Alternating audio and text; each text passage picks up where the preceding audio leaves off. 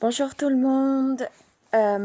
Donc, comme d'habitude, je vous lis l'extrait des évangiles, de l'évangile tel qu'il m'a été révélé de Maria Valtorta. Donc, je rappelle que Maria Valtorta, ici présente, est une mystique italienne qui a reçu les visions de la vie de Jésus et de Marie. De la naissance de Marie jusqu'à la résurrection du Christ. Après, je ne suis pas sûre jusqu'à où ça va, puisque je suis qu'au 3e livre et il y a 10 tomes. Je suis au 3e tome avec vous. Il y a 10 tomes. Chaque tome fait à peu près 500 pages, très détaillé sur l'environnement, etc. Mais en fait, elle a fait ça. Jésus, il explique qu'il a fait ça, qu'il a donné autant de détails pour pouvoir prouver aux scientifiques que ce qu'elle dit est vrai. Faut savoir que Maria donc a reçu ces visions qui étaient très douloureuses pour son corps et pour son âme, mais surtout pour son corps parce qu'elle souffrait énormément. Elle est restée alitée pendant plus de 20 ans. Elle les a reçues pendant la Seconde Guerre mondiale, tous dans le désordre, et les éditeurs les ont remis dans l'ordre. C'est vraiment une description complète de la vie de Marie et de Jésus. Moi, je peux juste vous dire, si vous avez envie de connaître mieux le ciel et mieux connaître Jésus et Marie, lisez ces évangiles. Vous comprendrez beaucoup de choses. Je remercie surtout Maria de s'être sacrifiée pour nous avoir donné tout ça, et à Jésus et à Marie de nous donner la possibilité de connaître leur vie. Donc aujourd'hui, je vais vous lire l'extrait sur la discussion dans la cuisine de Pierre à Bethsaïdée, explication de la parabole du semeur, et la nouvelle de la seconde capture de Saint Jean-Baptiste. Saint Jean-Baptiste, n'oubliez pas, qui est le cousin de Jésus. Alors la vision date du 7 juin 1945. Nous revoilà dans la cuisine de Pierre. Le repas doit avoir été copieux, car les plats, avec les restes de poisson et de viande, de fromage, de fruits secs, ou du moins flétris, de foie au miel, s'entassent sur une sorte de crédence, qui rappelle un peu nos mets de Toscane. Sur la table, amphores et coupes sont encore en désordre. L'épouse de Pierre doit avoir fait des miracles pour faire plaisir à son mari. Elle y a sans doute travaillé toute la journée. Maintenant, fatiguée mais heureuse, elle reste dans son coin et écoute ce que dit son mari et ce dont parlent les autres. Elle le regarde, son Simon, qui pour elle doit être un grand homme, même s'il est un peu exigeant. Quand elle l'entend converser d'une nouvelle façon, lui qui auparavant ne parlait que de barques, de filets, de poissons et d'argent, elle cligne des yeux, comme si elle était éblouie par une lumière trop vive. Que Pierre soit heureux d'avoir Jésus à sa table ou satisfait de copieux repas qui a été servi. Il est vraiment en veine ce soir. Et en lui se révèle le futur Pierre qui prêchera aux foules. Je ne sais quelle observation d'un compagnon a donné naissance à la réponse bien frappée de Pierre. Il leur arrivera ce qui arrivait aux bâtisseurs de la tour de Babel. Leur orgueil provoquera l'écroulement de leur théorie, et ils seront écrasés. André objecte à son frère. Mais Dieu est miséricordieux. Il empêchera l'écroulement pour leur donner le temps de se repentir. Ne pense pas cela. Pour couronner leur orgueil, ils emploieront la calomnie et la persécution.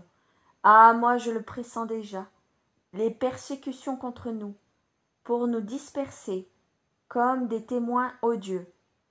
Et comme ils attaqueront traîtreusement la vérité, Dieu exercera sa vengeance, et ils périront. Aurons-nous la force de résister demande Thomas. Voilà, moi je ne l'aurai pas, mais je me fie à lui. Pierre désigne le maître, qui écoute sans mot dire, debout, la tête un peu inclinée, comme pour cacher son visage expressif. Je pense que Dieu ne nous fera pas supporter des épreuves supérieures à nos forces, dit Matthieu. Oh, pour le moins, il augmentera nos forces, en proportion des épreuves, conclut Jacques, fils d'Alphée. Il le fait déjà. Moi j'étais riche et puissant. Si Dieu n'avait pas voulu me garder pour ses desseins, j'aurais péri dans le désespoir quand j'étais persécuté et lépreux. Je me serais acharné contre moi-même. Au lieu de cela, sur mon complet écroulement descendit une richesse nouvelle que je n'avais jamais possédée auparavant. La richesse d'une certitude. Dieu existe. Avant Dieu. Oui, j'étais croyant, j'étais un juif fidèle, mais ma foi était faite de formalisme, et il me semblait que la récompense était toujours inférieure à mes vertus. Je me permettais de discuter avec Dieu, car je me sentais encore quelqu'un sur la terre. Simon-Pierre a raison, moi aussi. J'édifiai une tour de Babel, en faisant mes propres éloges, et en étant satisfait de moi. Lorsque tout s'écroula sur moi et que je fus un ver écrasé sous le poids de tout cet aspect humain inutile, alors ce n'est plus avec Dieu que j'ai discuté, mais avec moi-même, avec le fou que j'étais, et j'ai achevé de le démolir. Et plus je le faisais, en frayant un chemin à ce que je crois être le Dieu émanant au-dessus de notre ère de terrestre, plus je trouvais une force, une richesse nouvelle, la certitude que je n'étais pas seul, et que Dieu veillait sur l'homme, vaincu par l'homme et par le mal. Selon toi, qui est Dieu, lui que tu as qualifié de Dieu immanent au-dessus de notre ère de terrestre? Que veux-tu dire? Je ne comprends pas cela, me semble une hérésie. Dieu est celui que nous connaissons, à travers la loi et les prophètes. Il n'y en a pas d'autre, lance Judas, sur un ton un peu sévère. Si Jean était là, il le dirait mieux que moi, mais moi je le dis comme je le sais. Dieu est celui que nous connaissons, à travers la loi et les prophètes, c'est vrai. Mais en quoi le connaissons-nous? Comment? Jude bondit. Peu et mal. Les prophètes qui nous l'ont décrit le connaissaient encore, eux. Mais nous en avons une idée confuse, qui filtre à travers tout l'encombrement d'un tas d'explications accumulées par les sectes. Des sectes? Mais que dis-tu? Nous n'avons pas de secte. Nous sommes tous les fils de la loi, intervient Judas, sur un ton indigné, agressif. Les fils des lois, mais pas de la loi. Il y a une légère différence entre le singulier et le pluriel. Mais dans la réalité, voilà ce qu'il en est. Nous sommes les fils de ce que nous avons créé, et non plus de ce que Dieu nous a donné, explique Jude. Les lois sont nées à la loi. Les lois sont nées de la loi, répond Judas. Les maladies aussi naissent de notre corps. Et tu ne veux tout de même pas me dire que ce sont de bonnes choses, rétorque Jude. Mais permettez-moi de savoir ce qu'est le Dieu immanent de Simon le Zélote. Judas, qui ne peut répliquer à l'observation de Jude, essaie de ramener la question à son point de départ. Simon le Zélote intervient. Il faut toujours, à nos sens, un mot pour saisir une idée. Chacun de nous, je parle de nous qui croyons, croit par la force de la foi au Très-Haut Seigneur et Créateur, le Dieu éternel qui est au ciel. Mais tout être a besoin de plus que cette foi, nue, vierge, incorporelle, apte et suffisante aux anges qui voient et aiment Dieu spirituellement. Puisqu'ils partagent avec lui la nature spirituelle et ont la capacité de voir Dieu, mais nous autres, nous avons besoin de nous créer une image de Dieu. Cette image est faite des qualités essentielles que nous attribuons à Dieu pour donner un nom à sa perfection, absolue, infinie. Plus l'âme se concentre, plus elle arrive à atteindre une connaissance de Dieu exacte. Voici ce que j'entends par le Dieu immanent. Je ne suis pas philosophe, je n'emploie peut-être pas le bon terme, mais pour moi, le Dieu immanent est en somme le sentiment de Dieu, la perception de Dieu qu'a notre âme. C'est le fait de le sentir et de le percevoir, non plus comme une idée abstraite, mais comme une présence réelle, qui nous donne une force et une paix nouvelle. C'est bien, mais comment as-tu le sentiment? Quelle différence y a-t-il entre le sentir par la foi et le sentir par l'immanence? Demande Judas avec quelque ironie. Dieu est sécurité, mon garçon, dit Pierre. Simon emploie ce mot de sentiment que je ne comprends pas littéralement, mais dont je comprends l'esprit. Et sois bien sûr que notre mal est de comprendre seulement la lettre et non l'esprit des paroles de Dieu. Quand donc tu sens Dieu, comme le dit Simon, cela veut dire que tu parviens à saisir non seulement le concept de la majesté terrible de Dieu, mais aussi celui de sa très douce paternité. Cela veut dire que tu sens que même si le monde entier te jugeait et te condamnait injustement, un seul être, lui, l'Éternel, qui est pour toi un Père, ne te juge pas, mais t'absout et te console. Cela veut dire que tu sens que, même si tout le monde te haïssait, tu sentirais sur toi un amour plus grand que le monde entier. Cela veut dire que, isolé dans une prison ou un désert, tu entendrais toujours quelqu'un te parler et te dire « Sois saint pour être comme ton Père ». Cela veut dire que par un amour vrai pour le Dieu Père, que finalement on arrive à percevoir comme tel, on accepte, on travaille, on prend, on laisse, sans mesure humaine. On ne pense qu'à rendre amour, par amour, pour amour, qu'à imiter Dieu le plus possible dans ses propres actions. Tu es bien orgueilleux, imiter Dieu, cela ne t'est pas permis, juge Judas. Ce n'est pas de l'orgueil. L'amour porte à l'obéissance.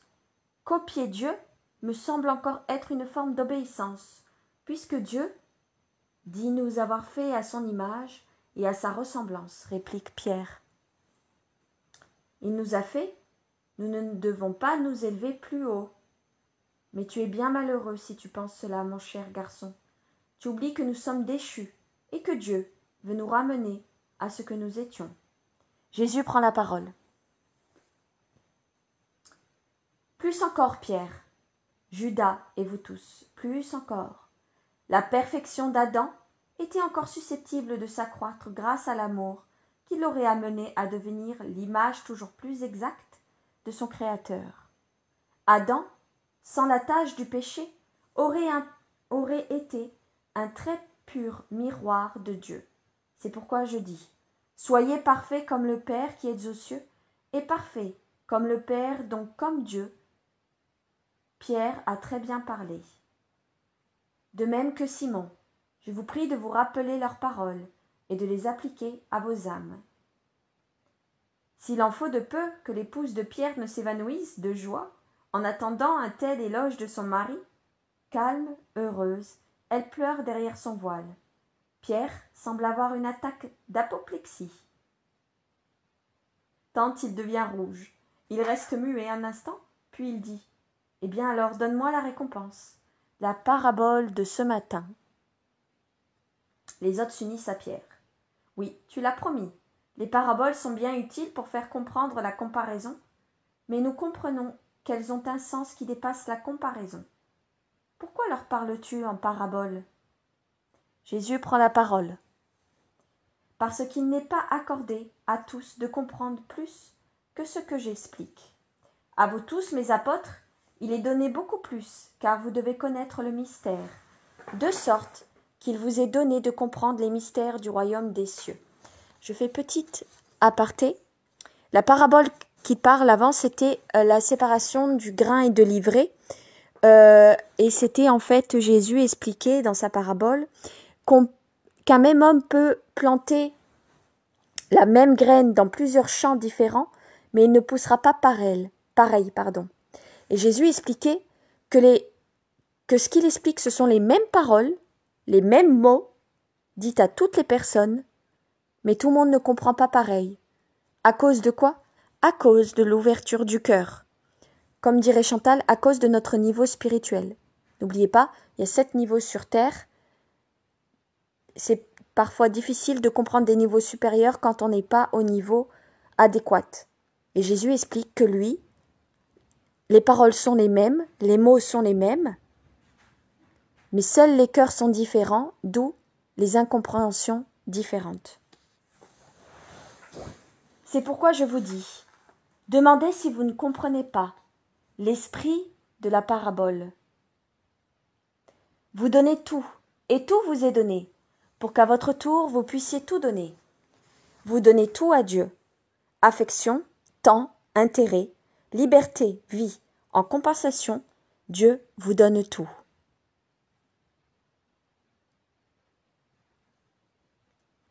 Il veut ainsi vous rendre capable de tout donner, au nom de Dieu, à ceux qui viendront après vous.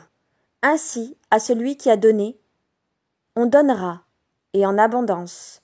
Mais à celui qui n'a donné qu'en partie, ou pas du tout, on enlèvera, même ce qu'il a. Je leur parle en parabole, pour qu'en voyant, ils découvrent seulement ce qu'éclaire leur volonté d'adhésion à Dieu, et pour qu'en écoutant, toujours par leur volonté d'adhésion, ils entendent et comprennent. Vous voyez, beaucoup de gens entendent ma parole, peu adhèrent à Dieu. Leur âme est privée de bonne volonté. En eux s'accomplit la prophétie d'Isaïe. Vous écouterez avec vos oreilles, et vous n'entendrez pas. Alors cette phrase, elle est très forte. Vous écouterez avec vos oreilles, et vous n'entendrez pas. Vous regarderez de vos yeux, et vous ne verrez pas. Tout dépend de l'ouverture de votre cœur et de votre évolution spirituelle. Ce que Chantal ou des gens étaient capables de voir, vous ne le voyez pas. Tout dépend de l'ouverture de votre cœur. Ce que Chantal vous expliquait, parfois certains comprenaient, d'autres non. Ce que Jésus, en fait, ce que Chantal l'expliquait, c'était juste les paroles de Jésus, de Marie et de Dieu. Mais vous aurez des oreilles et des yeux ouverts, mais vous n'entendrez pas et vous ne verrez pas. À vous d'évoluer spirituellement.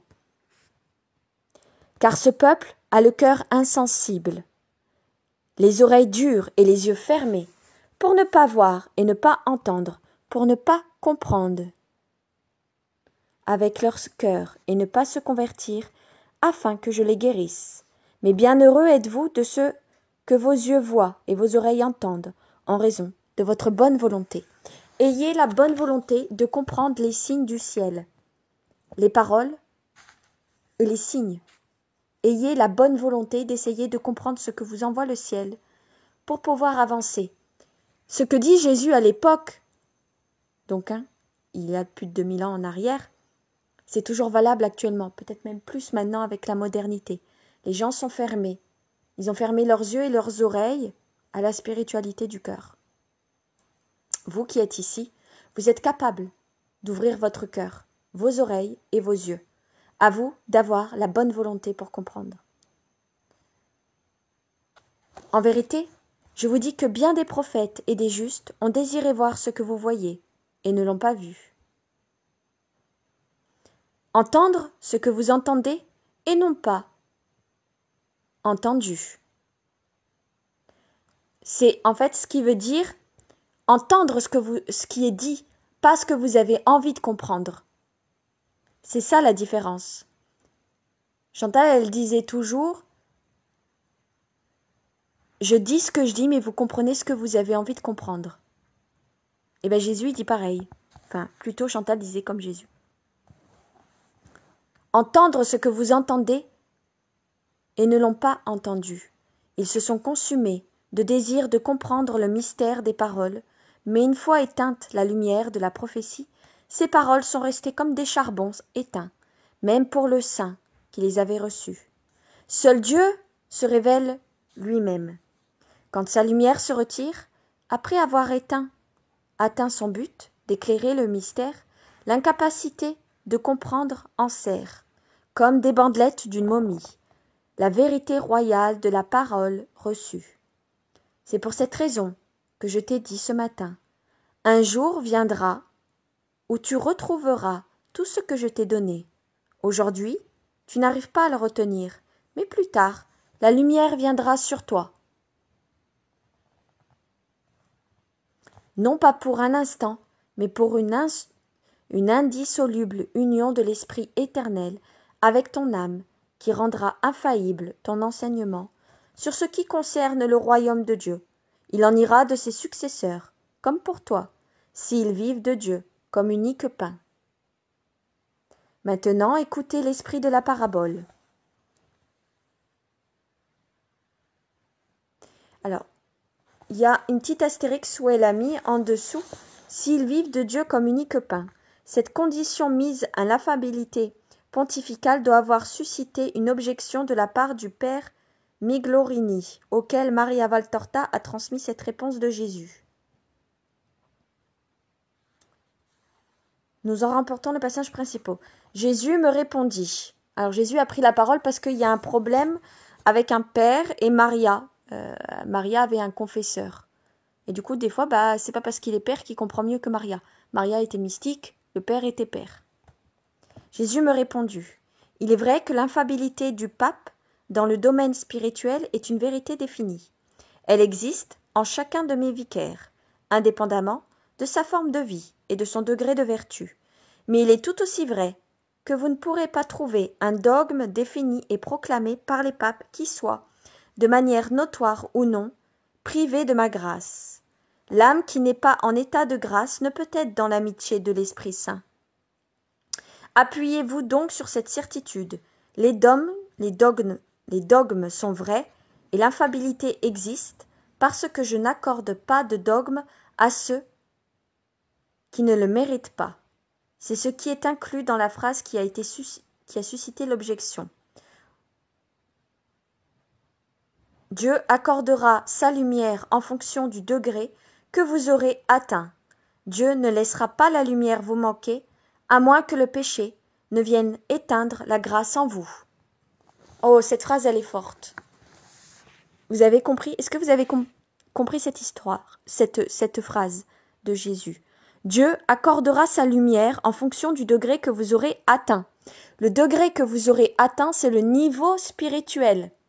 Vous avez 7 niveaux, donc Dieu accordera la lumière en fonction du degré que vous aurez atteint. Dieu ne laissera pas la lumière vous manquer. Donc c'est-à-dire que vous aurez toujours la lumière, à moins que vous péchiez. Voilà ce qu'il veut dire. C'est-à-dire que vous aurez toujours la lumière, si vous êtes toujours dans le bon chemin, mais si vous péchez, Dieu éteindra la lumière, parce que vous ne serez plus dans le chemin de Dieu. Et donc, selon votre niveau spirituel, Dieu vous éclairera plus en plus votre chemin, plus ou moins votre chemin spirituel. Ah, j'aime bien cette phrase. Elle est bien celle-là. Maintenant, écoutons l'esprit de la parabole. Ce que je vous ai expliqué. Nous avons 4 sortes de champs. Ceux qui sont fertiles, ceux qui sont infestés d'épines, ceux où on abandonne les pierres, ceux qui sont traversés de sentiers. Nous avons aussi 4 sortes d'âmes. 4 sortes d'âmes. Nous avons les âmes honnêtes, les âmes de bonne volonté, préparées par leur travail personnel et par celui d'un apôtre, un véritable apôtre. Car certains en portent le nom sans en avoir l'esprit. Les faux prophètes, par exemple. Ceux-là sont plus meurtriers pour les volontés en formation que les oiseaux, les épines et les pierres. Par leur intransigeance, leur hâte, leurs reproches, leurs menaces, ils déroutent de telle façon qu'ils éloignent pour toujours de Dieu. Il y en a d'autres, à l'opposé, qui par un arrosage continuel de bienveillance, déplacés, font pourrir la semence dans une terre trop molle, par le manque de virilité. Ils dévirilisent les âmes dont ils s'occupent. Alors c'est soit, et c'est vrai, je l'ai vu, les gens, quand il y a trop de conviction, quand c'est trop dur, quand on est trop dur avec nous, avec vous, quand on exige des choses de vous, on a tendance à plus se retirer qu'à rester pour pouvoir pousser. Parce que c'est trop dur, parce que c'est dur, parce qu'on ne veut pas l'entendre, etc., etc. Et ceux qui sont trop mielleux, du coup, c'est suspicieux. Du coup, ça ne fonctionne pas non plus. Donc, quand c'est trop dur, ça va pas. Quand c'est trop mielleux, ça va pas. Donc, ça, c'est la première catégorie d'âmes. Mais n'envisageons pas les vrais apôtres. Mais n'envisageons que les vrais apôtres. Ceux qui sont de purs miroirs de Dieu. Ils sont paternels, miséricordieux, patients et en même temps forts comme leurs seigneurs. Forts, pourquoi? Parce qu'ils doivent garder foi et courage dans la parole à toujours mener vers la lumière. Ils ne se découragent pas, ils restent forts. Ils sont patients parce que les gens sont têtus, parce qu'on est têtu et qu'on n'écoute pas. Miséricordieux parce qu'ils pardonnent. Ils pardonnent nos mauvaises compréhensions, nos mauvaises actions, etc., etc. Les âmes préparées par eux et par leur volonté peuvent être comparées aux champs fertiles, sans pierre, ni ronces, sans ivraie, ni chien-dent. En eux prospère la parole de Dieu, et toute parole, une semence, produit un germe, une herbe et des épis, en donnant ici 100%, plus loin 60%, ailleurs encore 30%. Y en a-t-il parmi ceux qui me suivent? Certainement, et ils seront saints. Par eux, il y en a de toutes les castes, de tous les pays. Il y a même parmi eux des païens, qui donneront pourtant 100% grâce à leur bonne volonté. N'oubliez pas, ayez de la bonne volonté. Pour comprendre les voies spirituelles. Uniquement grâce à elles, ou bien accompagnées de celles d'un apôtre ou d'un disciple qui me les prépare. Les champs épineux sont ceux où l'incurie a laissé pénétrer les enchevêtrements des intérêts personnels qui étouffent la bonne semence. Les intérêts personnels. Tu fais passer tes intérêts personnels, ton orgueil, etc., avant la bonne parole. Tes intérêts à toi avant l'intérêt de Dieu. Il faut se surveiller sans cesse et ne jamais prétendre. Désormais, je suis formé, ensemencé. Je puis être tranquille. Je donnerai des semences de vie éternelle. Il faut se surveiller. Le combat entre le bien et le mal est continuel. Avez-vous jamais observé une tribu de fourmis qui s'installe dans une maison? Les voilà sur le foyer. La femme n'y laisse plus de nourriture et la met sur la table. Elle flaire l'air et donne assaut à la table. La femme met le repas dans la crédence. Elle passe par la serrure. La femme suspend ses provisions au plafond. Elles font un immense parcours le long des murs et des soliveaux, descendent le long des cordes et dévorent tout. La femme les brûle ou les empoisonne. Enfin, sûre de les avoir détruites, elle se croit tranquille. Ah, si elle ne veille pas, quelle surprise! Voilà que sortent celles qui viennent de naître, et tout est à recommencer. C'est ainsi tant qu'on vit. Il faut se surveiller pour extirper les mauvaises herbes. Dès qu'elles sortent, sinon elles forment un plafond de ronces et étouffent la graine spirituelle. Les soucis mondains, la duperie des richesses, créent les enchevêtrements, asphyxient les plantes semées par Dieu et les empêchent de former l'épi. Les soucis mondains, les duperies des richesses, TikTok, Instagram, Facebook, boîte de nuit, toutes ces choses en fait qui vous encombrent et qui en fait vous empêchent de vous concentrer sur votre vie spirituelle. On fait pour tout pour vous occuper l'esprit, mais votre âme, elle, est en attente de nourriture. Ce qui veut dire qu'il faut que, malgré qu'on me dise, on m'a dit il n'y a pas longtemps, oui Aurore, tu fais le chapelet à 15h, moi je peux pas à 15h, hein. Et pourquoi tu peux pas? Alors il y en a qui travaillent, etc., mais tu peux le faire plus tard. Mais cette personne ne travaillait pas. Elle avait donc le loisir de pouvoir faire le chapelet à 15 heures, les chapelets à 15 heures avec nous et les neuvaines. Ah, mais dit, mais non, mais tu comprends pas. Alors je dis, qu'est-ce que je comprends pas? Tu comprends pas, j'ai la femme de ménage, j'ai... et alors, la femme de ménage, elle fait le ménage sans toi, elle n'a pas besoin de toi pour faire le ménage. Non, mais j'ai des rendez-vous ou des choses comme ça. Tous les jours à 15 heures, tu peux pas. J'ai pas dit... Et en fait, non, c'est pas qu'il ne peut pas, c'est qu'il ne veut pas. C'est ça la différence. Il y a une différence entre ne pas pouvoir et ne pas vouloir. Si tu peux pas, Dieu le sait. Et il sait, il le voit, et du coup tu le fais plus tard, pour nourrir ton âme, ta spiritualité et ton chemin de lumière. Mais si tu ne veux pas, Dieu le voit aussi. Et par contre, Dieu éteint la lumière, parce qu'il a vu que c'était toi qui mettais de la mauvaise volonté à ton évolution spirituelle et au message qu'on pourrait t'envoyer. Faites bien la différence entre ne pas pouvoir et ne pas vouloir, car là-haut ils voient tout et ils savent quand vous mettez de la mauvaise volonté, et eux ils veulent que vous mettiez de la bonne volonté. Mais moi, des fois j'ai pas envie de faire les chapelets, j'ai pas envie de les faire avec vous, j'ai pas envie, et c'est vrai j'ai pas envie, j'ai la flemme, et je dis mais non, j'ai promis que je le ferai pour Jésus, pour Marie, pour Dieu. J'ai promis que je le ferai, que je vous accompagnerai. Et même si j'ai pas envie, eh ben je le fais. Je mets de la bonne volonté. Sauf si, vraiment, pour X raison, je ne peux pas le faire. Je vous préviens. Mais je le fais autrement, à un autre moment. Je vois pas pourquoi je vous dirais de faire des choses si moi je le fais pas. Le principe est que je fasse les choses et que vous le faites avec moi. Ça sert à rien que je vous demande de les faire sans moi. Fais ce que je te dis, mais pas ce que je fais. C'est complètement en dehors de la lumière. Et c'est complètement en dehors de ce qu'explique Jésus. Les soucis mondains, la duperie, des richesses, créent cet enchevêtrement, asphyxient les plantes semées par Dieu et les empêchent de former l'épi. Toutes vos considérations matérielles et de sortie, etc., vous empêchent de faire pousser les graines spirituelles que Dieu plante en vous. À vous de savoir quels sont les sacrifices que vous êtes prêts à faire pour avoir la lumière. Voici maintenant les champs pleins de cailloux. Combien y en a-t-il en Israël?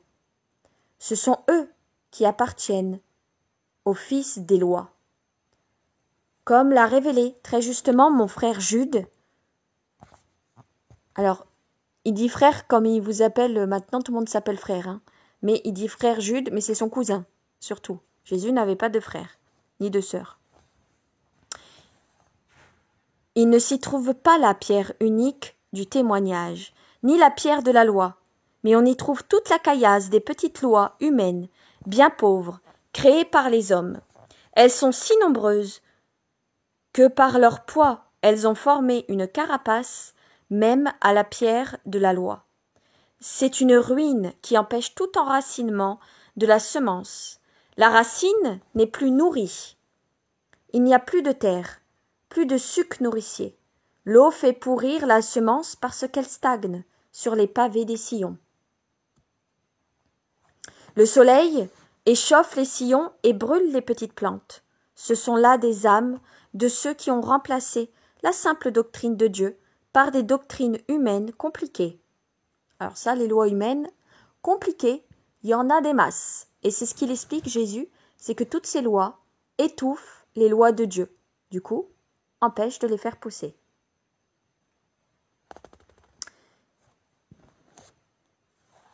Ils reçoivent et même avec joie ma parole. Sur le coup, elle les ébranle et les séduit. Mais ensuite, il faudrait de l'héroïsme pour piocher jusqu'à débarrasser le champ, l'âme et l'esprit de toute la pierraille des rhéteurs. Alors la semence s'enracinerait et formerait un germe fort. Sinon, elle ne produit rien. Il suffit de la crainte de représailles humaines, il suffit d'une réflexion. Mais après cela, que me feront les puissants? Et la pauvre semence s'affaiblit, sans nourriture. Il suffit que toute la caillasse s'agite, en sont 20 des centaines de préceptes qui se sont substitués aux préceptes, et voilà, que l'homme périt, avec la semence qu'il a reçue. Israël est rempli de telles personnes. Cela explique comment le cheminement Dieu va en sens inverse de celui de la puissance humaine. Pour finir, les champs traversés par des sentiers, poussiéreux, nus, sous ceux des hommes du monde, égoïstes, leur confort et leur loi, la jouissance et leur but, ne pas se fatiguer, sommeiller, rire, manger, l'esprit du monde est roi en eux. La poussière de la mondanité recouvre leur terrain, qui devient stérile. Les oiseaux, qui symbolisent la dissipation, se précipitent sur les 1000 sentiers qu'on a ouverts pour se faciliter la vie. L'esprit du monde, c'est-à-dire le malin, Satan, dévore et détruit, semence, qui tombe sur ce terrain ouvert à toutes les sensualités et à toutes les légèretés. Ce qui veut dire, le 4e chant, il parle des gens qui choisissent l'oisiveté, la gloutonnerie, les jouissances, toutes ces choses que Satan permet pour vous endormir, pour endormir votre âme, afin d'éviter une évolution spirituelle. C'est plus facile d'aller vers les légèretés que d'aller vers l'obéissance que Dieu demande. Ah, c'est toujours plus facile. Combien moi je me dis, c'était plus facile avant. C'était plus facile avant de juste pas être évolué spirituellement et d'être un peu, comme je dirais, entre guillemets, tout le monde, je veux dire, mais trop boulot dodo. Sans s'occuper de mon âme, sans les prières, sans penser est-ce que c'est bien ce que je fais, est-ce que c'est charitable, est-ce que c'est miséricordieux, etc., etc. Oh mon Dieu, je me suis dit encore même hier que c'était 10 fois plus facile ce chemin-là que l'autre. Mais le problème, c'est que Chantal, elle a toujours dit, quand tu avances et que tu prends le chemin spirituel, tu peux t'arrêter, tu peux mettre tes warnings en feu de détresse en disant stop, oh j'en peux plus, trop d'informations, c'est trop dur, mon âme elle est trop fatiguée, je suis trop fatiguée, je fais une pause et je reprends.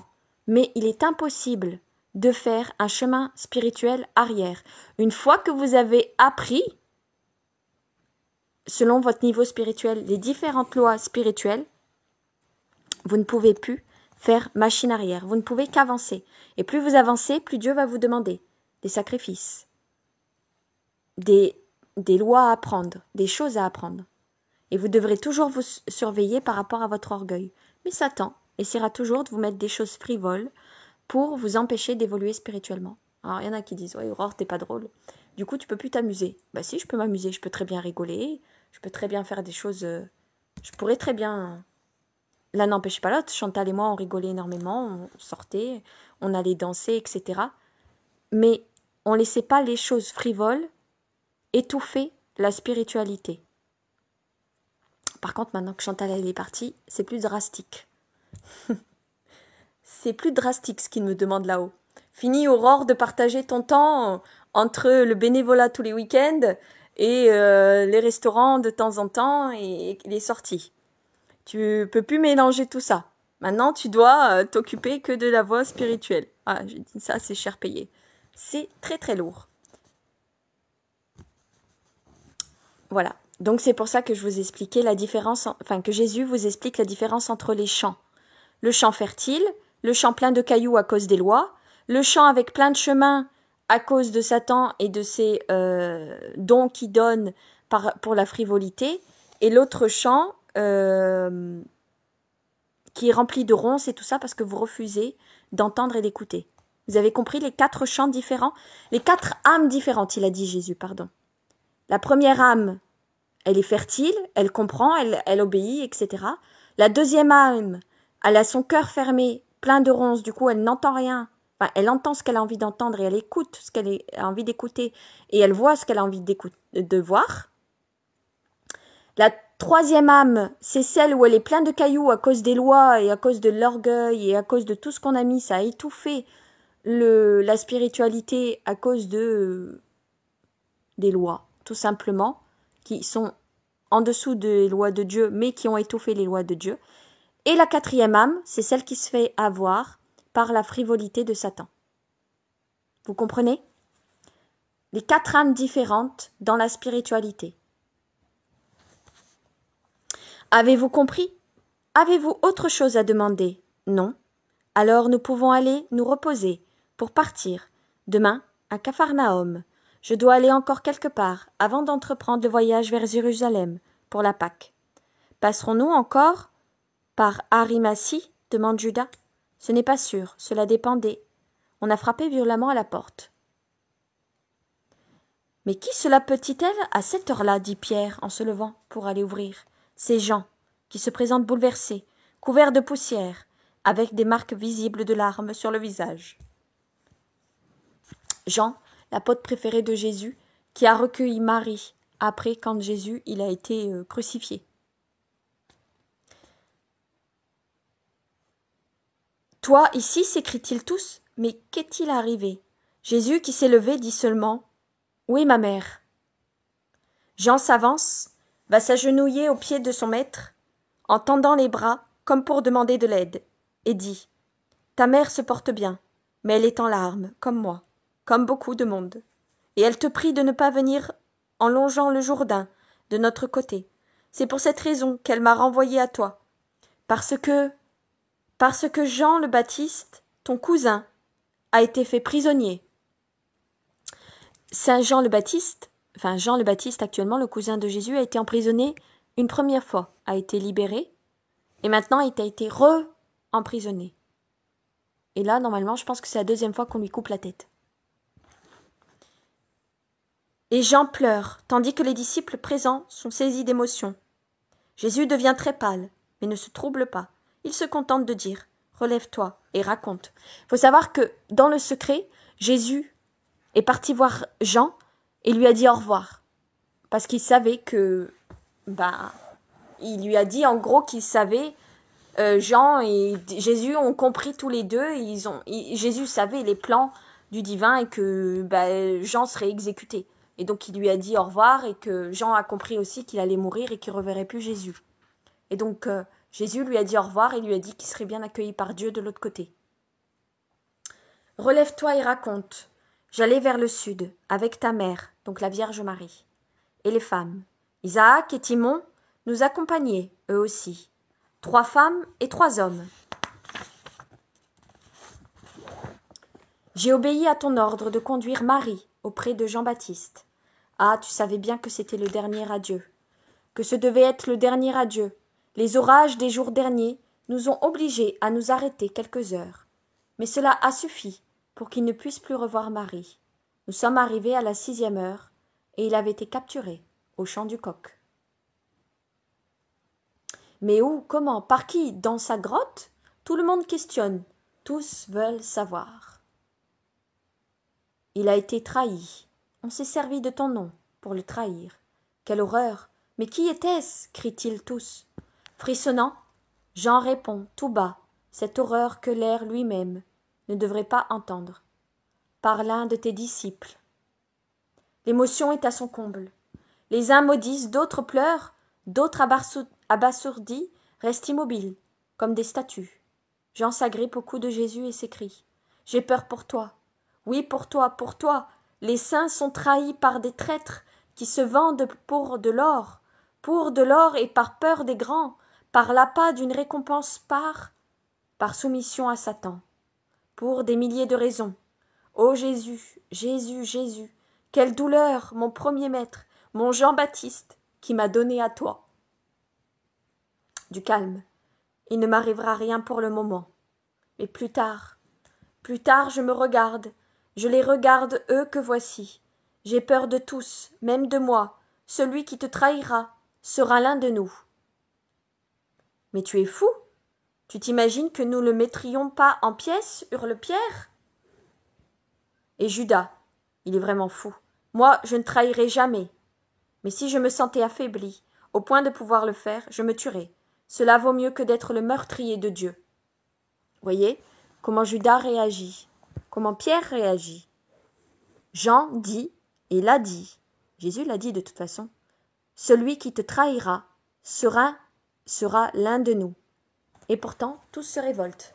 Et pourtant, il y en a qui vont renier Jésus et le trahir. Jésus se dégage de l'étreinte de Jean et secoue rudement Judas en lui disant « Ne blasphème pas, rien ne pourra t'affaiblir à moins que tu n'y consentes.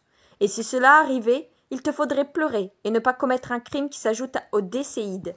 Deviens faible, et celui qui rompt le lien vivant avec Dieu. » Jésus est énervé. Il n'est pas vraiment énervé, mais il dit bien que notre faiblesse, c'est parce qu'on y consent. Si on ne consentait pas à notre faiblesse, on n'y céderait pas aux tentations de Satan, tout simplement.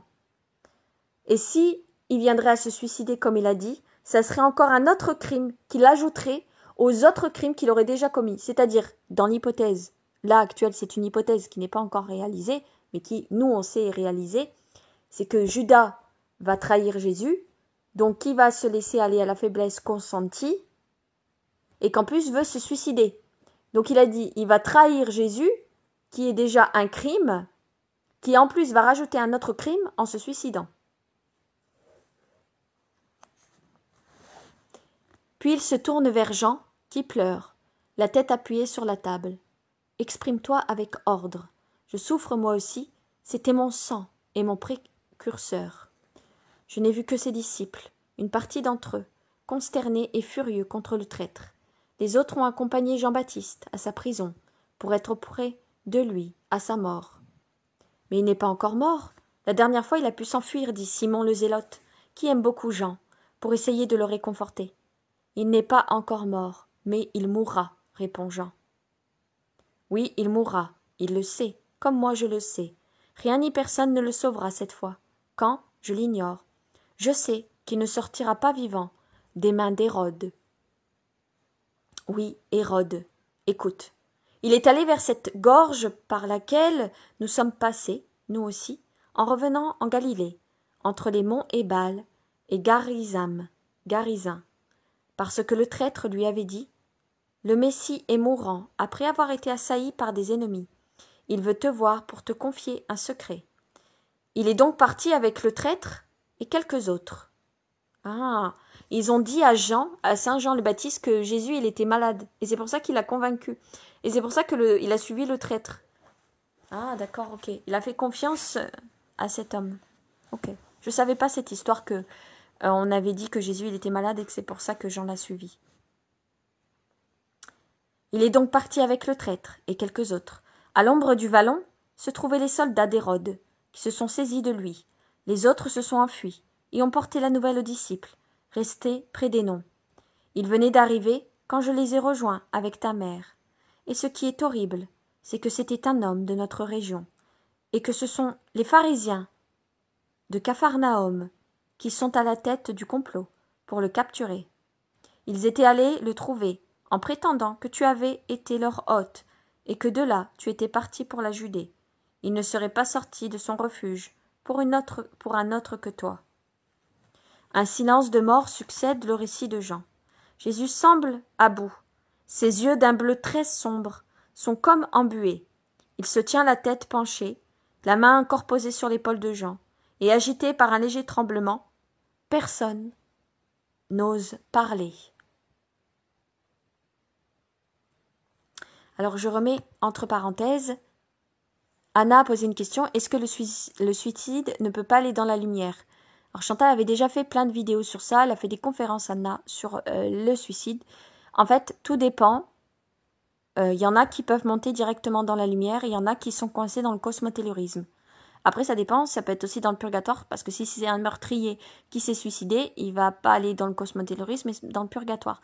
En fait, les 3 cas de figure sont bons. Mais est-ce que quand on suicide, on peut aller directement dans la lumière? Non, pas forcément. Est-ce qu'on monte haut dans les niveaux spirituels? Alors là, pas du tout. C'est impossible que vous soyez haut si vous vous suicidez. Vous ne pourrez pas être avec vos proches de l'autre côté, puisque Chantal a déjà expliqué qu'il y a plusieurs plans dans l'au-delà. Si vous vous suicidez, vous ne pouvez pas être au même plan, évoluer spirituellement que vos défunts, ce qui est tout à fait normal. Mais là, Jésus, il ne parle pas de la lumière. Il parle d'un deuxième crime. C'est différent. Dieu seul peut décider de qui va mourir. Si nous, les humains, on prend le pas sur qui décide de mourir, nous ou les autres, c'est un crime. Donc des dettes karmiques.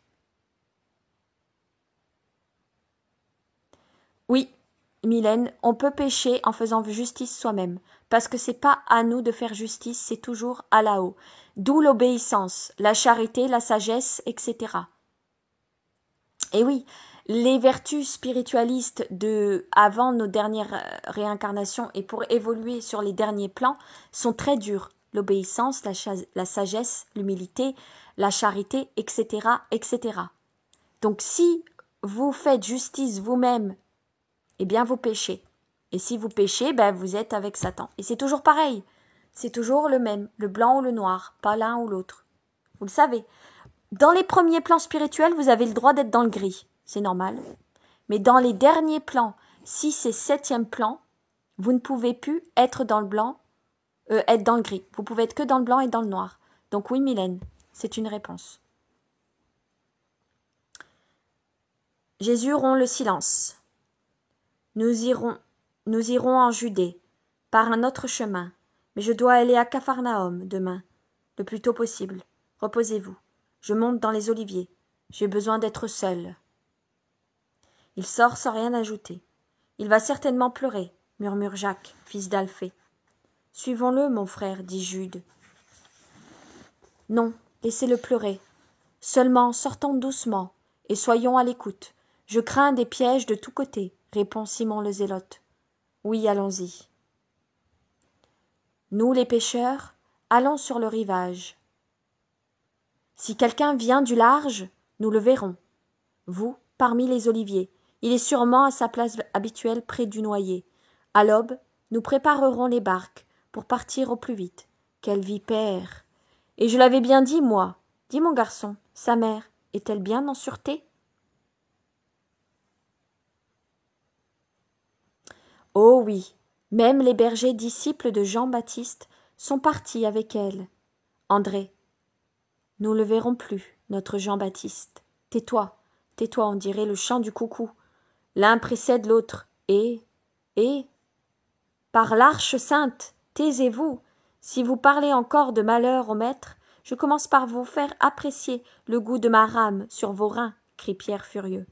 Quant à vous, dit-il ensuite à ceux qui restent parmi les oliviers, prenez des bâtons, de grosses branches, il y en a là, dans les bûchers, et dispersez-vous avec vos armes. Le premier qui s'approche de Jésus, pour lui nuire, qu'on le tue. Les disciples, il faut être prudent avec les nouveaux, s'exclame Philippe. Vous voyez, Pierre, la première réaction, pour protéger Jésus, il veut tuer les personnes qui veulent lui faire du mal. Alors que Jésus vient d'expliquer, et il a expliqué dans les 2 autres bouquins précédemment, que justement, s'il faisait ça, il était encore plus mauvais que les tueurs en eux-mêmes, parce que les tueurs en eux-mêmes font ça par ignorance. Ils tuent quelqu'un, mais parce qu'ils sont privés de lumière. Pierre, il a la lumière de Dieu et veut quand même tuer quelqu'un. À ce moment-là, de l'histoire, Pierre n'est pas encore un saint. Le nouveau disciple se sent blessé et demande « D'où doutes-tu de moi? C'est lui qui m'a choisi et voulu, pas de toi, mais des scribes et des pharisiens, et ceux qui les adorent. C'est de là que viendra la ruine, soyez-en sûrs. Ils sortent et s'éparpillent, les uns dans les barques, les autres dans les oliviers, des collines. Et tout prend fin, la vision se termine. » Je ne sais pas si je vous lis encore... Là, il y a la parabole du bon grain et de l'ivraie. Je vais vous la lire, puisque ça parle... Vous avez eu les 4 chants des âmes. Je vais vous lire la parabole du bon grain et de l'ivraie. La vision date du 8 juin 1945. Une aube claire fait briller comme des perles les eaux du lac et enveloppe les collines d'une brume légère. À travers ce voile de mousseline, les oliviers et les noyers, les maisons et les villages, juchés sur les sommets arrondis qui environnent le lac, apparaissent embellis. Les barques glissent tranquillement et sans bruit en direction de Capharnaüm. Mais à un certain moment, Pierre tourne la barre du gouvernail si brusquement que la barque penche d'un côté. « Que fais-tu » demande André. « Je vois la barque d'un hibou. Elle sort maintenant de Capharnaüm. J'ai de bons yeux, et depuis hier au soir, un flair de fin limier. Je ne veux pas qu'il nous voie. Je retourne au fleuve. Nous irons à pied. » L'autre barque, à elle, aussi suivit la manœuvre, mais Jacques, qui tient la barre, demande à Pierre « Pourquoi tu fais cela ?»« Je te le dirai, suis-moi. » Jésus, qui est assis à la poupe, se réveille, quand il est presque à la hauteur du Jourdain. « Mais que fais-tu, Simon » lui demande-t-il. « On descend ici. Il y a un chacal en vue. On ne peut pas aller à Capharnaüm aujourd'hui. Je vais y aller moi d'abord, pour me rendre compte. Simon et Nathanaël viennent avec moi. 3 personnes dignes contre 3 indignes. Et du moins, les indignes ne sont pas plus nombreux. Ne vois pas des pièges partout maintenant. N'est-ce pas la barque de Simon le pharisien? C'est bien elle. Elle n'était pas à la capture de Jean. Moi, je n'en sais rien. Il est toujours respectueux à mon égard. Je n'en sais rien. Tu me fais paraître lâche. Je n'en sais rien. Bien que Jésus n'ait pas envie de rire, il doit sourire devant ce saint entêtement de Pierre. Mais nous devrons quand même aller à Capharnaüm, si ce n'est pas aujourd'hui. Ce sera plus tard. Je t'ai dit que j'y allais d'abord, moi, et je me rendrai compte, et le cas échéance, je ferai encore 7. Ce sera une belle couleuvre à avaler, mais je le ferai par amour pour toi. J'irai chez le centurion, lui demander sa protection.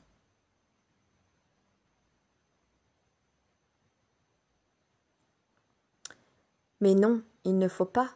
La barque s'arrête sur une petite plage déserte en face de Bethsaïdée. Tous descendent. Venez vous deux.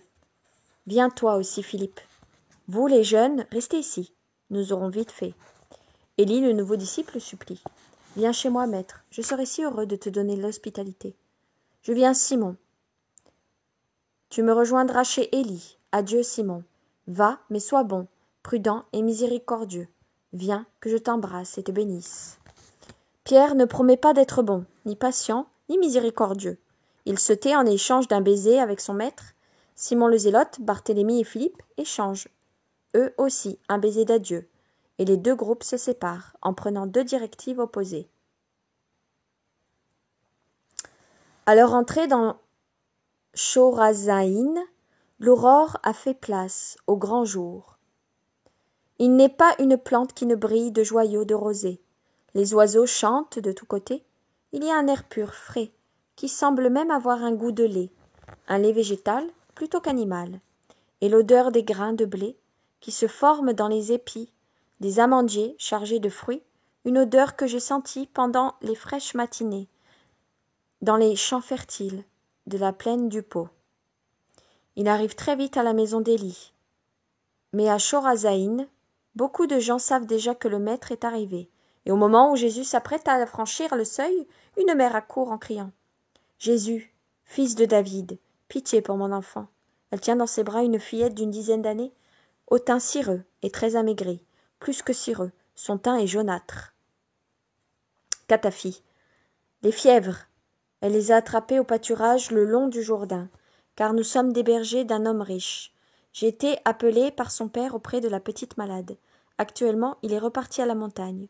Mais toi, tu sais qu'avec cette maladie, on ne peut aller en altitude. Comment je puis rester ici? Le maître m'a laissé jusqu'à présent, mais moi je suis à la laine et à la mise bas. Le temps du travail arrive pour nous, les bergers. Nous serons renvoyés ou séparés si je reste ici, et je verrai mourir ma fille si je monte sur l'Hermon. As-tu foi que je peux le faire? J'en ai parlé à Daniel, le berger d'Élysée.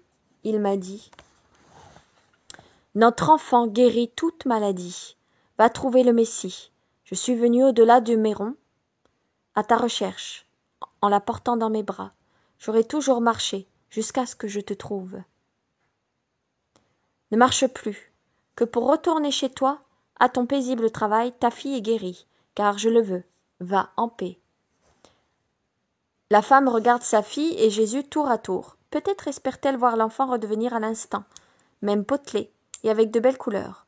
Voilà que la fillette écarquille ses yeux, fatiguée, qu'auparavant elle tenait fermée, en regardant Jésus, et elle sourit. « Ne crains rien, femme, je ne te trompe pas. Sa fièvre a disparu pour toujours.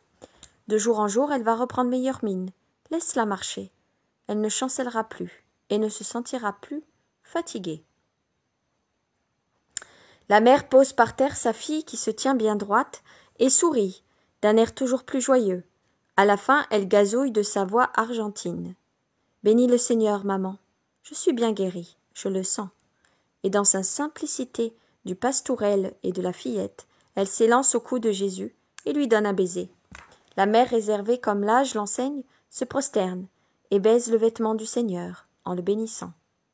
Allez, souvenez-vous du bienfait que vous avez obtenu de Dieu et soyez bonne, que la paix soit avec vous. Mais la foule s'attroupe dans le petit jardin de la maison d'Élie et réclame la parole du Maître. Et bien que Jésus n'ait guère envie de parler, affligé comme il l'est par la capture de Jean-Baptiste et par la façon dont elle est survenue, il cède, et à l'ombre des arbres, il commence à parler. En cette belle période où les épis de blé, je veux vous proposer une parabole empruntée au grain de blé. Écoutez. Le royaume des cieux est semblable à un homme qui a semé du bon grain dans son champ. Mais pendant que l'homme et ses serviteurs dormaient, son ennemi est arrivé, a semé des graines, d'ivraie, sur les sillons, puis s'en est allé. Personne, au début, ne s'aperçut de rien. L'hiver vint, apportant pluie et givre, à la fin du mois de Thébé. Alors, entre parenthèses, il est marqué qu'à la fin du mois de Thébé, c'est début janvier. Sheba correspond à janvier-février et Adar, février et mars. Donc là, on est au début janvier. À la fin du mois de Thébé, le grain germa, et l'on vit apparaître le vert tendre, des petites herbes qui pointaient à peine. Dans leurs enfances innocentes, ils paraissent tous semblables. Vint le mois de Sheba, puis celui d'Adar. Donc comme je vous ai dit, le mois c'est janvier-février et février-mars. Les plantes grandirent et les épis formèrent leurs graines. On vit alors que le verre n'était pas que du grain, mais qu'il y avait aussi de l'ivraie, bien enroulée, avec ses vrilles fines et tenaces sur les tiges de blé. Les serviteurs du maître allèrent chez lui et lui dirent « Seigneur, quelles graines as-tu semées? Est-ce que ce n'étaient pas des graines de choix qui n'étaient pas mélangées à d'autres semences? Bien sûr que si. J'en ai choisi les grains, tous de même qualité, et j'aurais bien vu s'il y avait eu d'autres semences. Alors pourquoi autant d'ivraie a-t-elle poussé parmi ton bon grain? » Le maître réfléchit, puis il répondit « C'est un ennemi qui m'a fait cela pour me nuire. » Les serviteurs demandent alors « Veux-tu que nous passions au milieu des sillons et que patiemment nous dégagions les épis de l'ivraie en arrachant cette dernière? Si tu l'ordonnes, nous le ferons. » Mais le maître répondit « Non. En le faisant, vous risqueriez d'arracher aussi le bon grain, et presque certainement d'abîmer les épis encore tendres. Laissez-les pousser, ensemble, jusqu'à la moisson. Alors je dirai au moissonneur, fauchez tout ensemble, puis avant de lier les gerbes, maintenant que la sécheresse a rendu friables les vrilles de l'ivraie, et que les épis serrés sont plus robustes et plus durs, séparez l'ivraie du bon grain. Et faites-en des bottes à part, pour les brûler ensuite. Cela formera une fumure pour le sol. Quant au bon grain, vous le porterez dans les greniers, et il servira à faire un excellent pain, à la honte de l'ennemi, qui n'y aura rien gagné d'autre que d'être méprisable aux yeux de Dieu, à cause de sa méchanceté. Maintenant, réfléchissez en votre fort intérieur. Combien de fois et avec quelle abondance l'ennemi sème-t-il dans votre cœur? Combien de fois et avec quelle abondance l'ennemi sème-t-il dans votre cœur? Et comprenez comme il faut veiller avec patience et constance afin que peu d'ivraie se mélange au grain choisi. C'est-à-dire, vous essayez d'être une meilleure personne, mais lui, d'être une meilleure personne pour le ciel, pour Dieu, pour Jésus, pour Marie. Mais l'ennemi, lui, il veut pas que vous soyez une bonne personne, pardon. Il veut pas. Qu'est-ce qu'il fait? Alors, il vous envoie des tentations.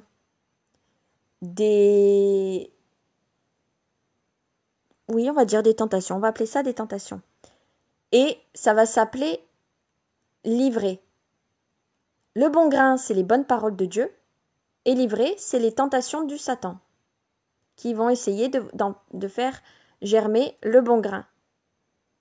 C'est pour ça qu'il dit qu'il faut rester vigilant. Et comprenez-vous comme il faut veiller avec patience et constance, afin que peu d'ivrée se mélange au grain choisi. Le sort de l'ivrée, c'est de brûler. Voulez-vous brûler ou devenir citoyen du royaume? Vous dites que vous voulez être citoyen du royaume. Eh bien, sachez l'être. Le bon Dieu vous donne la parole. L'ennemi veille pour la rendre nuisible, car la farine de grain mélangée à de la farine d'ivrée donne un pain amer et nocif pour les intestins. S'il y a de l'ivrée dans votre âme, sachez, par votre bonne volonté, la mettre à part pour la jeter, afin de ne pas être indigne de Dieu.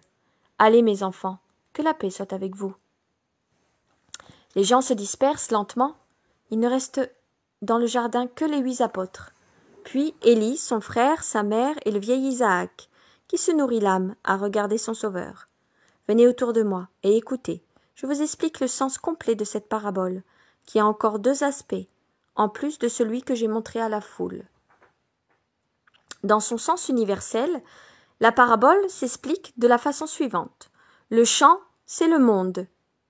La bonne semence, ce sont les fils du royaume de Dieu, semés par Dieu, dans le monde en attendant d'arriver à leur fin et d'être coupés par la faucheuse et amenés au maître du monde pour qu'il les engrange dans ses greniers, qui veut dire la faucheuse, la mort.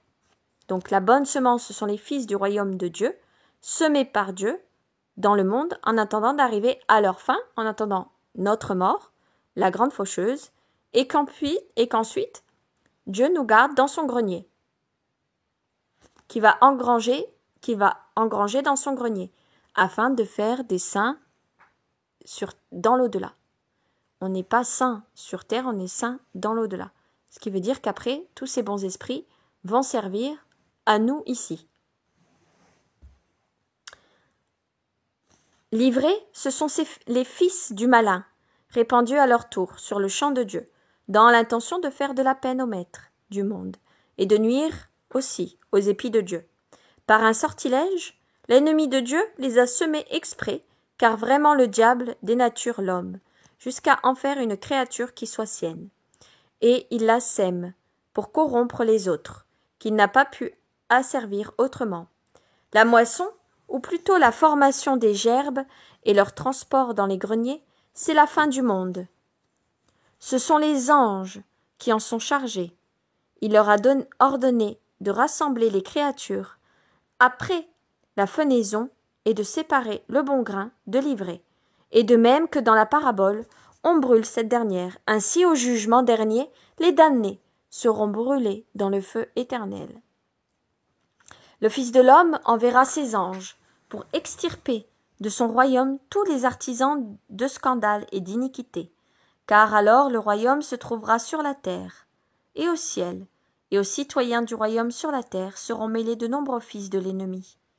Ceux-ci atteindront, comme l'annoncent les prophètes, la perfection du scandale, de l'abomination dans toute leur activité terrestre. Ils causeront de terribles tracas aux fils de l'esprit. Dans le royaume de Dieu, aux cieux, on aura déjà expulsé les corrompus, car la corruption n'entre pas au ciel. Donc, en passant la faux dans les rangs de la dernière récolte, les anges du Seigneur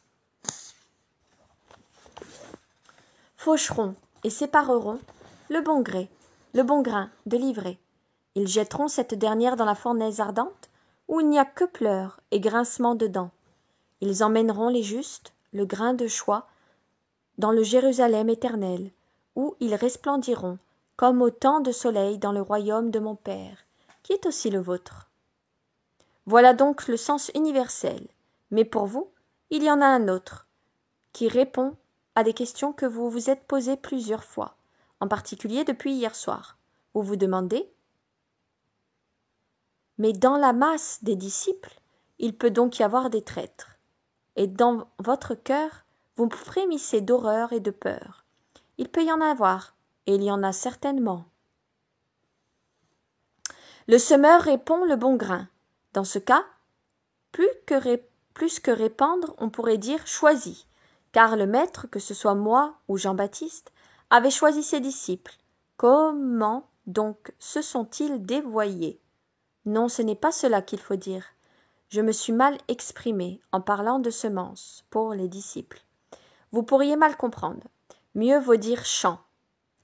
Autant de disciples, autant de champs, choisis par le maître, pour former l'aire du royaume de Dieu, les biens de Dieu. Le maître ne ménage pas ses efforts pour les cultiver, afin qu'ils produisent 100%. Il leur procure tous les soins nécessaires. Avec patience, avec amour, avec sagesse, avec effort, avec constance. Il voit aussi leurs mauvaises tendances, leur aridité, leur avidité. Il voit leur entêtement et leur faiblesse. Mais il espère toujours, et il fortifie son espérance par la prière et la pénitence, car il veut les amener à la perfection. Mais les champs sont ouverts. Ce ne sont pas des jardins bien clos, entourés de murailles dont le maître est le seul propriétaire, et où il est le seul à pouvoir entrer. Ils sont ouverts, placés au milieu du monde, dans le monde. Tous peuvent s'en approcher, tous peuvent y pénétrer, tous et tout. Ah, il n'y a pas que de l'ivraie comme mauvaise semence. L'ivraie, ce pourrait être le symbole de la légèreté amère de l'esprit du monde. Mais voilà que jetés par l'ennemi, tous les autres semences y germent. Voici les orties, le chien-dent, la cuscute, le liseron. Voici enfin la cigaille et les herbes toxiques. Pourquoi? De quoi s'agit-il? Les orties, ce sont les esprits piquants, indomptables, qui blessent par surabondance de venin et causent tant de désagréments. Le chien-dent, ce sont les parasites qui épuisent le maître et qui ne savent que ramper et sucer, profitant de son travail et faisant du tort aux personnes de bonne volonté, qui tireraient vraiment davantage de fruits si le maître n'était pas troublé et dérangé par les soins qu'exige le chien-dent. Le liseron inerte, ce sont ceux qui ne s'élèvent de terre qu'en profitant des autres. Les cuscutes, ce sont ceux qui causent du tourment sur le chemin déjà pénible du maître et pour les disciples fidèles qui les suivent. Ils s'accrochent, s'enfoncent, déchirent, griffent, créent méfiance et souffrance. Quant aux herbes toxiques, ce sont les disciples criminels, ceux qui, en arrivant à trahir et à éteindre la vie, comme la cigaille et les autres plantes vénéneuses. Avez-vous déjà vu comme elles sont belles, avec leurs petites fleurs qui deviennent autant de petites boules blanches, rouges, bleues et violettes? Qui pourrait croire que cette corolle étoilée blanche, ou à peine rosée, avec son petit cœur d'or, qui pourrait croire que ces coraux multicolores si semblables aux autres baies, qui font les délices des oiseaux et des enfants, peuvent une fois arrivés à maturité donner la mort? Personne, et les innocents se font piéger, et ils croient bons comme eux-mêmes, ils les cueillent et en meurent. Les bons croient les autres aussi bons qu'eux-mêmes. Ah, quelle vérité! Qui élève le maître et condamne celui qui le trahit? Comment? La bonté ne désarme-t-elle pas, ne rend-elle pas inoffensif l'homme malveillant? Non, elle ne le rend pas tel, car l'homme tombé, devenu une proie de l'ennemi, est insensible à tout ce qui est supérieur. À ses yeux, tout ce qui est supérieur change d'aspect. La bonté devient une faiblesse, qu'il est permis de fouler aux pieds, et qui exacerbe sa malveillance, comme chez un fauve. La volonté d'égorger est exacerbée par l'odeur du sang. Le maître lui-même est toujours un innocent. Il laisse le traître l'empoisonner, car il ne veut et ne peut laisser penser aux autres qu'un homme puisse être le meurtrier d'un innocent. Les ennemis viennent chez les disciples, ces chants du Maître. Ils sont très nombreux. Le premier, c'est Satan. Les autres, ses serviteurs, à savoir des hommes, les passions, le monde et la chair. Pour eux, le disciple le plus facile à atteindre est celui qui ne reste pas tout près du Maître, mais qui se tient à mi-chemin entre le Maître et le monde. Celui, comme elle dirait Chantal, celui qui est assis le cul entre deux chaises. Celui qui est assis en zone grise est celui qui est le plus possiblement influençable par Satan, parce qu'il n'est ni du côté du bien, ni côté du mal, il est juste dans la zone grise. Du coup, il va être tenté et certainement succomber. Il ne sait pas et ne veut pas se séparer de ce qui est jouissant, pour être tout entier à celui qui l'amène à Dieu. Les démons répandent sur lui leurs semences, l'or, la puissance, la femme, l'orgueil, la peur d'être mal jugé par le monde, l'esprit d'arrivisme.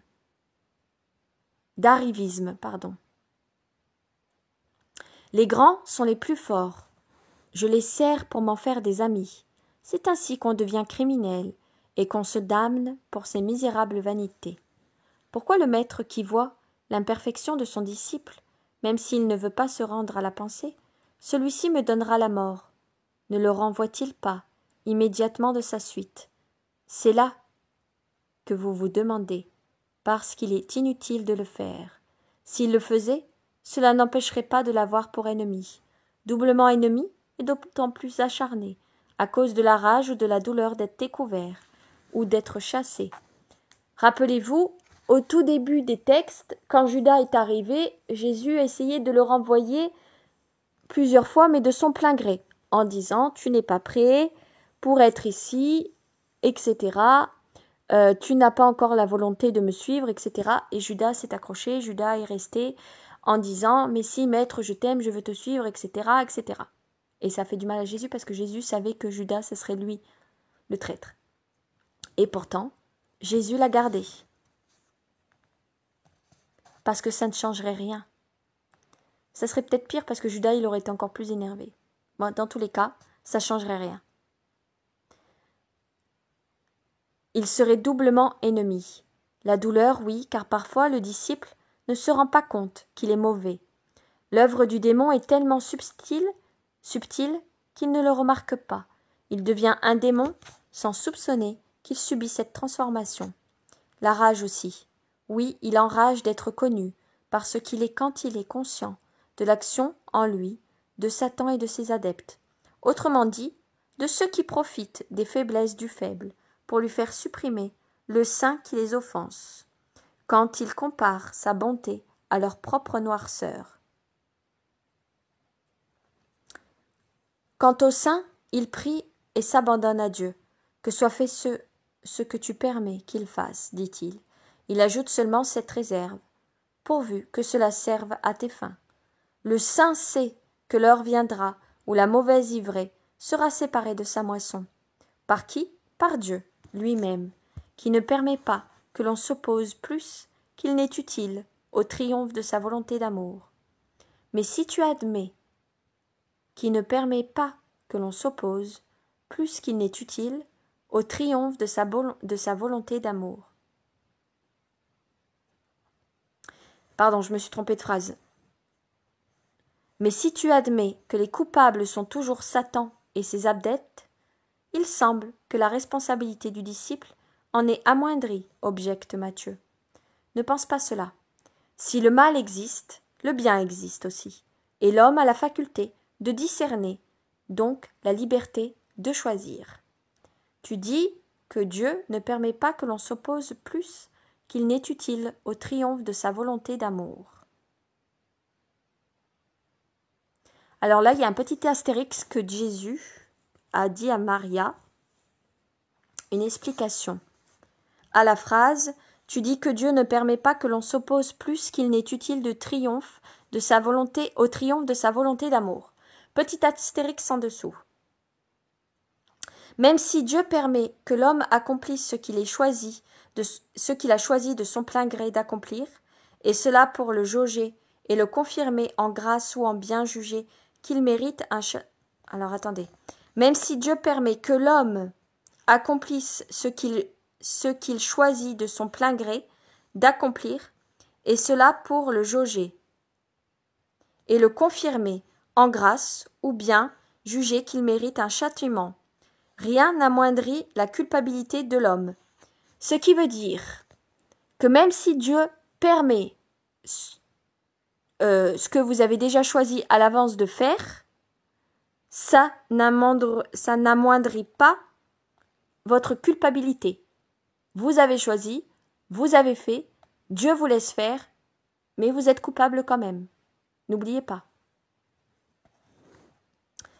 Car ce qui est vrai que l'homme, à l'incitation de Dieu ou à l'instigation de Satan, peut faire le bien ou le mal, il n'en reste pas moins vrai que l'homme devrait suivre Dieu, seul et ses invitations d'amour, car c'est de lui qu'il a reçu tous ses dons naturels, moraux et surnaturels, capables de faire de lui un enfant de Dieu, héritier du royaume.